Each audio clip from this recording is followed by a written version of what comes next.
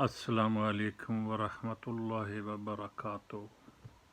नाज़रीन मोहतरम, आपकी खिदमत में रफ़ीक भट्ट हाजिर है।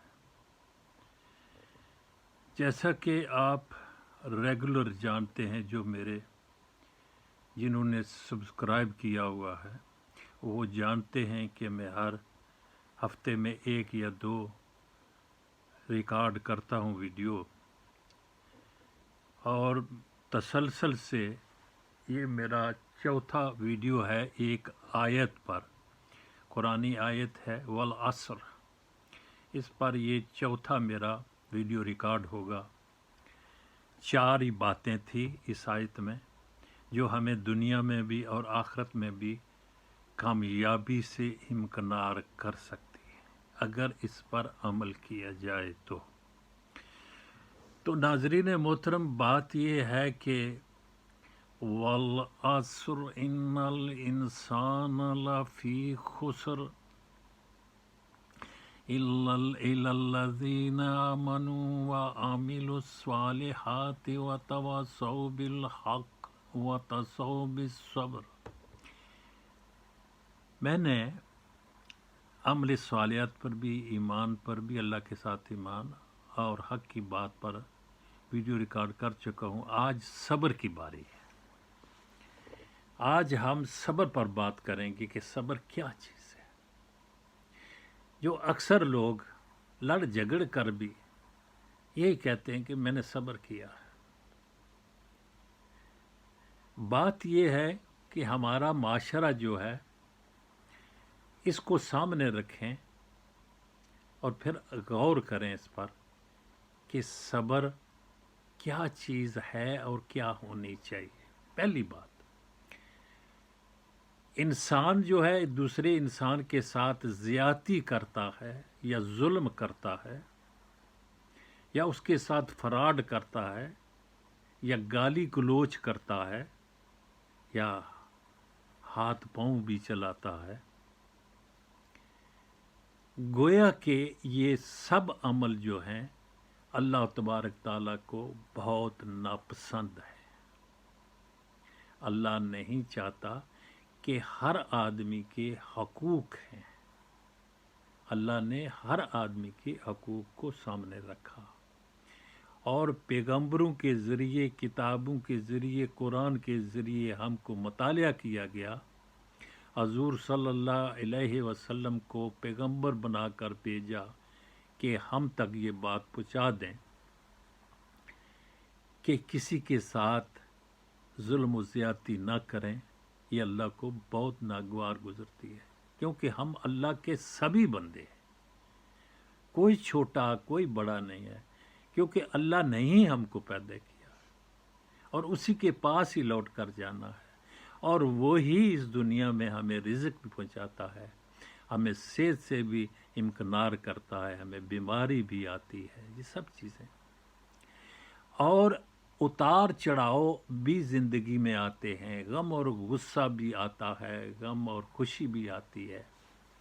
तो इनमें सब को सामने रख कर अपनी ज़िंदगी को बसर करना और अल्लाह के अहकाम को सामने रख कर सब्र करते रहना। और सब्र क्या चीज़ है? सब्र का मैं काफ़ी अरसा इसका मुतालिया ज़हनी तौर पर करता रहा कि सब्र क्या चीज़ है। आखिर मैं इस नतीजे पर पहुंचा हूं कि सब्र यही हो सकता है कि अल्लाह तबारक ताला भी कुरान पाक में यूं फरमाते हैं कि इन्नल्लाह मअस-साबिरीन, अल्लाह तबारक ताला सब्र करने वालों के साथ है।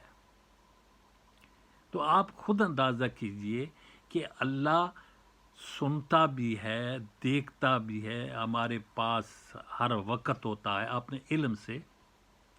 यानी कुरान की आयत में ऐसे भी आता है कि 2 आदमी होते, तीसरा अल्लाह होता है, 4 आदमी, 5वां अल्लाह होता है। गोया कि अपने इल्म से हर वक्त इंसान की शारक से भी ज़्यादा करीब होता है। गोया कि ये बात हमको समझ लेनी चाहिए कि अल्लाह तबारक ताला ने फसाद को हराम किया हुआ है कि फसाद बर्पा ना करो। تو فساد کا معنی یہ ہوتا ہے کہ جب ایک آدمی کسی پر ظلم کرنے کی کوشش کرتا ہے تو دوسرا بھی اس کو بھی غصہ آتا ہے، اور پھر وہ جواب جو دیتا ہے تو اس سے فساد برپا ہوتا ہے، بڑھتا ہے۔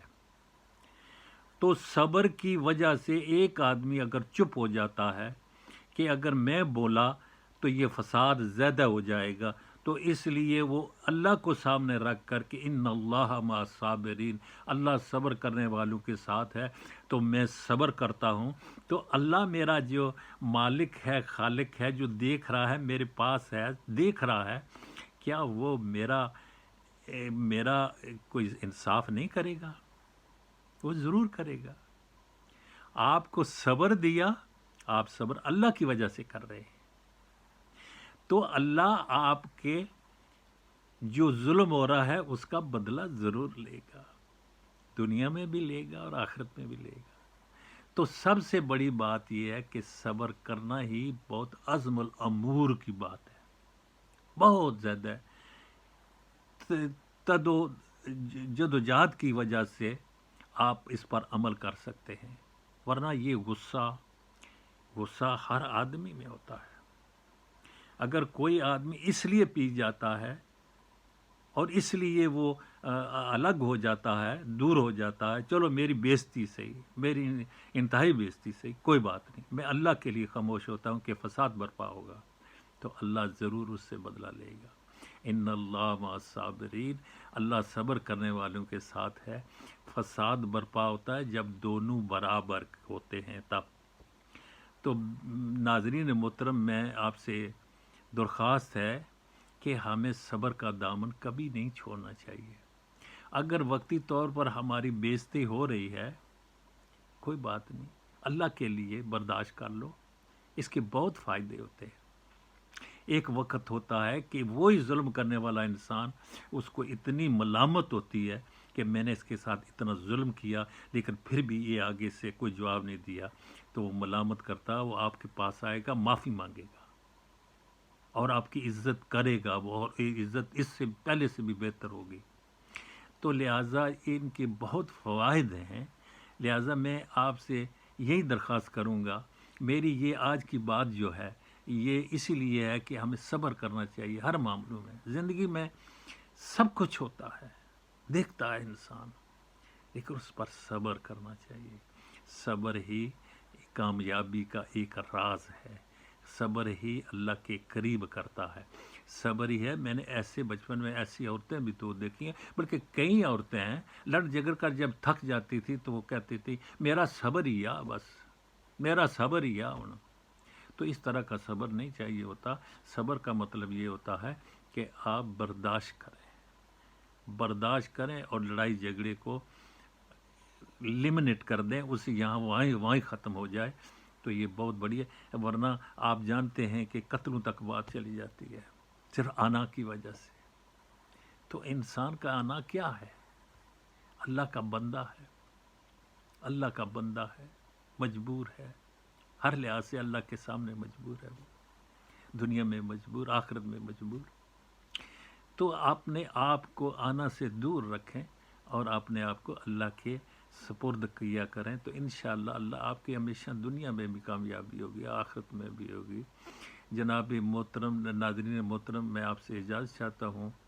آج کا یہ جو ٹاپک ہے، یعنی ایمان، اللہ کے ساتھ ایمان اور عمل صالح اور حق کی بات کرنا اور صبر، یہ چارے چیزیں میں ریکارڈ کی شکل میں آپ تک پہنچا دی ہیں۔ امید کرتا ہوں کہ اللہ تعالیٰ آپ کو بھی اور مجھے بھی صحیح معنوں میں توفیق دے گا کہ ہم اس پر عمل کر سکیں۔ اگر ہم نے ان پر عمل کیا تو دنیا بھی ہماری کامیاب اور آخرت بھی کامیاب۔ السلام علیکم ورحمۃ اللہ وبرکاتہ۔